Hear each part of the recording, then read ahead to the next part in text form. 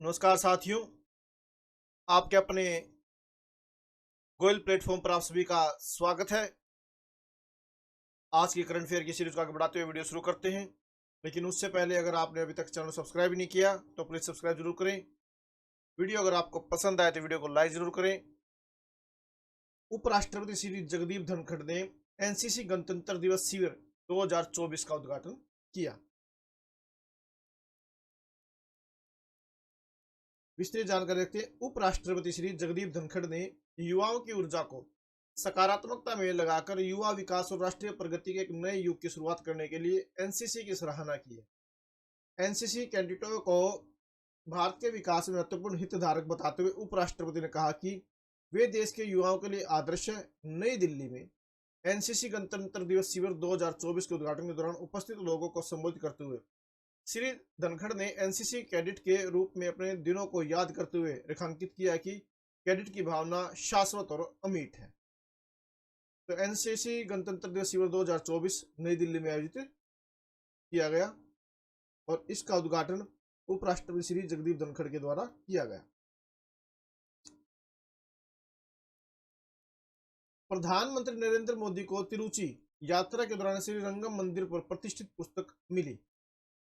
विस्तृत जानकारी नीचे है, देखते हैं क्या है। तिरुचि की अपनी हालिया यात्रा के दौरान प्रधानमंत्री नरेंद्र मोदी को एक विशेष प्रस्तुति से सम्मानित किया गया। भाजपा के प्रदेश अध्यक्ष के अन्नामलाई ने उन्हें श्रीरंगम दी रेस्प्लेंडेंट किंगडम ऑफ रंगराजा नामक एक अनूठी कॉफी टेबल बुक भेंट की है। The Hindu group of publications द्वारा प्रकाशित यह महत्वपूर्ण कार्य है। श्रीरंगम में श्री रंगनाथ स्वामी मंदिर में शुभ वैकुंठ एकादशी उत्सव के दौरान लॉन्च किया गया था। पुस्तक श्रीरंगम दी रेस्प्लेंडेंट किंगडम ऑफ रंगराजा 454 पृष्ठों की एक विस्तृत पुस्तक है जिसमें श्री रंगनाथ स्वामी मंदिर के चमत्कारों का विवरण दिया गया है। 108 दिव्य देशों में सबसे प्रमुख यह मंदिर भारत में आध्यात्मिक और स्थापत्य महत्व का एक प्रतीक।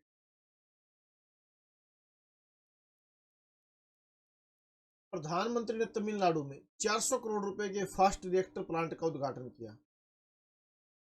तमिलनाडु में 400 करोड़ रुपए के फास्ट रिएक्टर प्लांट का उद्घाटन किसके द्वारा किया गया? प्रधानमंत्री नरेंद्र मोदी जी द्वारा।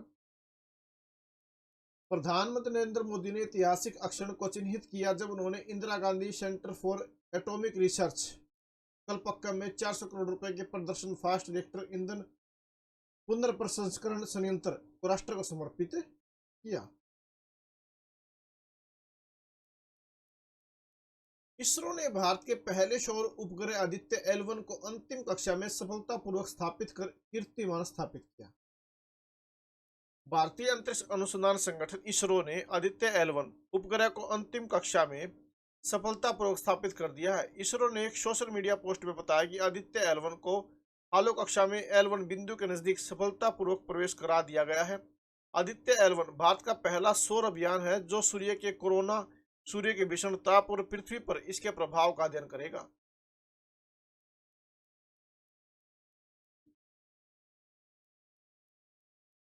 यह बिंदु पृथ्वी से लगभग 15 लाख किलोमीटर दूर है। पूर्व राष्ट्रपति रामनाथ कोविंद के नेतृत्व में एक राष्ट्र एक चुनाव समिति ने एक साथ चुनाव संपन्न कराने के लिए जनता से सुझाव मांगे। एक राष्ट्र एक चुनाव के मुद्दे पर पूर्व राष्ट्रपति रामनाथ कोविंद की अध्यक्षता में गठित समिति ने लोगों से सुझाव मांगे। देश में एक साथ चुनाव कराने के लिए वर्तमान कानूनी प्रशासक ढांचे में सुधार के लिए समिति ने लोगों से राय मांगी है। समिति को 15 जनवरी तक सुझाव भेजे जा सकते हैं। पिछले वर्ष सितंबर में गठित समिति की 2 बैठकें हो चुकी है। समिति ने इस विषय विचार विमर्श के लिए हाल ही में भारत राष्ट्रीय दलों, 33 क्षेत्रीय दलों और 7 पंजीकृत गैर मान्यता प्राप्त दलों को भी पत्र लिखे थे। समिति ने इस बारे में राजनीतिक दलों को समन भी कराया है। केंद्रीय गृह मंत्री श्री अमित शाह ने राजस्थान के जयपुर में पुलिस महानिदेशकों और पुलिस महानिरीक्षकों के 58वें सम्मेलन का उद्घाटन किया। तो राजस्थान के जयपुर में पुलिस महानिदेशकों और पुलिस महानिरीक्षकों के 58वें सम्मेलन का उद्घाटन किसके द्वारा किया गया? केंद्रीय गृह मंत्री श्री अमित शाह के द्वारा।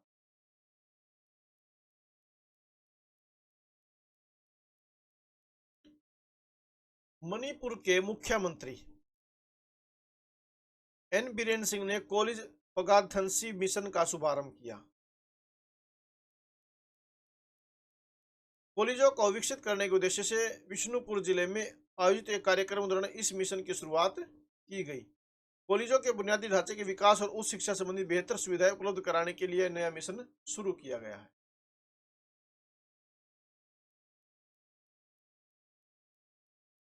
चेक गणराज्य के प्रधानमंत्री पेट्र फियाला 10 से 12 जनवरी तक गांधीनगर में होने वाले vibrant Gujarat global investors summit के 10वें संस्करण में मुख्य अतिथि रहेंगे।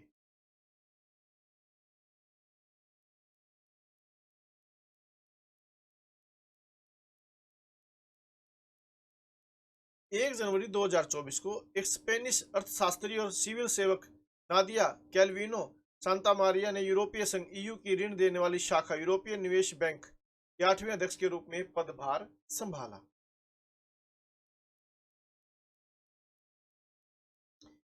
तेलंगाना में राज्य सरकार ने वर्ष 2050 तक समूचे राज्य के औद्योगिक विकास के लिए मेगा मास्टर प्लान नीति तैयार करने का फैसला किया। मुख्यमंत्री रेवंत रेड्डी ने हैदराबाद में भारतीय उद्योग परिसंघ के प्रतिनिधियों के साथ बातचीत में यह बात कही। उन्होंने बहुमुखी औद्योगिक विकास के लिए सरकार की प्रतिबद्धता व्यक्त की और इसे अगले स्तर का औद्योगिक विकास बताया।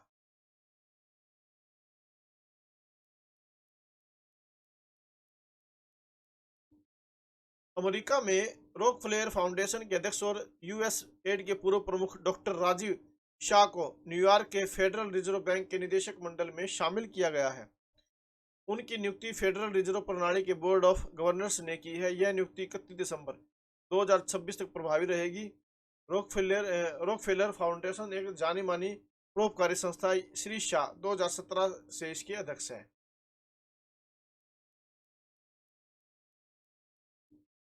समावित्त योजना को Indian school of business Hyderabad में लोक नीति संवाद 2024 के दौरान नवाचार सैंडबॉक्स प्रस्तुति के लिए सर्वश्रेष्ठ नवाचार पुरस्कार मिला। प्रसिद्ध बंगाली लेखक शीर्षेंदु मुखोपाध्याय को 2023 क्वेम्पू राष्ट्रीय पुरस्कार से सम्मानित किया गया।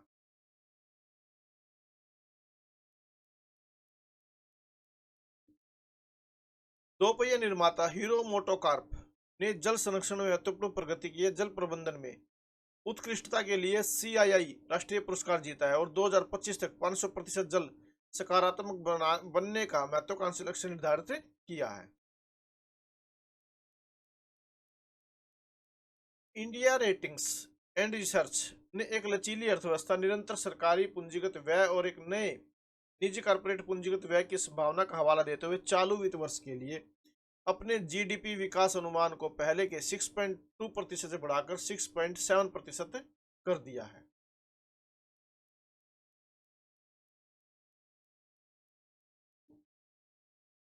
भारत के रबर उद्योग का प्रतिनिधित्व करने वाली अग्रणी संस्था all India rubber industries association ने हाल ही में एक महत्वपूर्ण नेतृत्व परिवर्तन की घोषणा की है। रमेश केजरीवाल की जगह शशि सिंह को नया अध्यक्ष चुना गया है।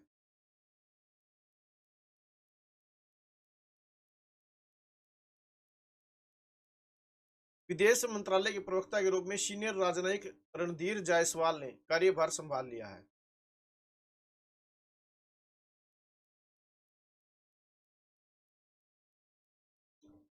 बंदरगाह और लॉजिस्टिक्स क्षेत्र की प्रमुख company Adani ports and special economic zone limited ने हाल ही में अपने नेतृत्व ढांचे के संबंध में महत्वपूर्ण घोषणा की है। कंपनी ने घोषणा की कि CEO गौतम अदानी के स्थान पर प्रबंध निदेशक की भूमिका निभाएंगे। समानांतर में कंपनी ने निशान मोटर्स के पूर्व वैश्विक मुख्य परिचालन अधिकारी अश्वनी गुप्ता का अपने नए CEO के रूप में स्वागत किया है।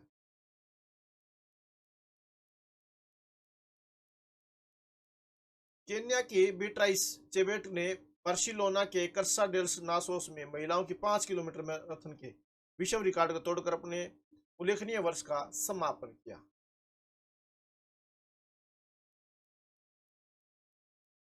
तो ये थे आज के करंट अफेयर के महत्वपूर्ण क्वेश्चंस। अगर आपको वीडियो पसंद आए तो प्लीज़ वीडियो को लाइक जरूर करें, चैनल सब्सक्राइब करें और बेल आइकन जरूर क्लिक करें। Thank you very much.